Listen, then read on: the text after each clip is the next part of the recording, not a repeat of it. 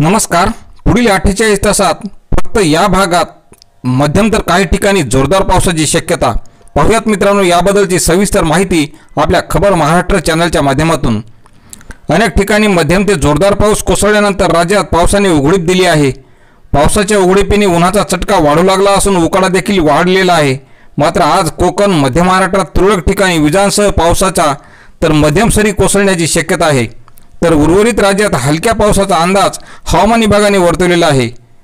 उत्तर अंदमान समुद्रात असलेली चक्राकार वाऱ्याची प्रणाली पूर्व मध्य बंगालच्या उपसागरात म्यानमारच्या किनाऱ्यालगत समुद्र सपाटीपासून 3.1 ते 7.6 किलोमीटर उंचीपर्यंत चक्राकार वाऱ्याची स्थिती कायम आहे।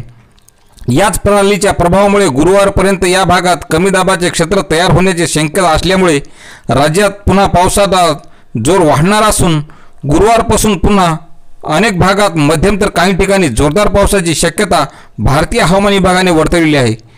तर शेतकरी मित्रांनो, अशाच हवामानाच्या प्रत्येक बातमीसाठी चॅनलला सबस्क्राइब करा। धन्यवाद।